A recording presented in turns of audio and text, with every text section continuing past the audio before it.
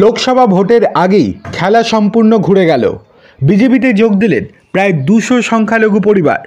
শনিবার কাঁথি সাংগঠনিক জেলা পার্টি অফিসে এই যোগদান হয়।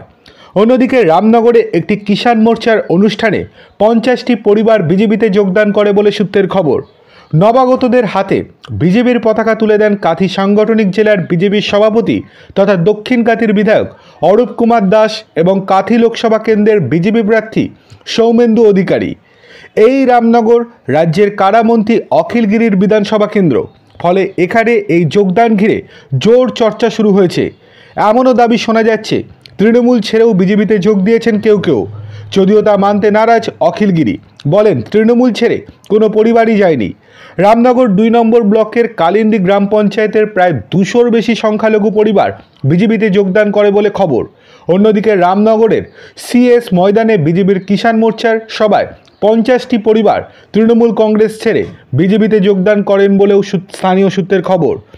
দক্ষিণ কাঁথির বিধায়ক অরূপ কুমার দাস বলেন, তৃণমূলের একাধিক দুর্নীতির কারণেই সংখ্যালঘু ভোটারও মুখ ফেরাচ্ছেন।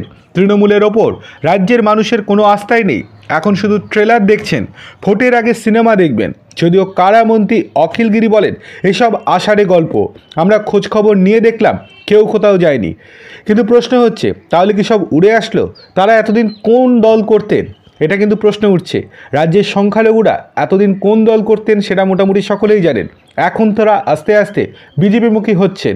কেননা নরেন্দ্র মোদী এখন এতটাই উন্নয়নমূলক কাজ করছেন যাতে তার সঙ্গী হতে চাইছেন সারা দেশেরই মানুষ।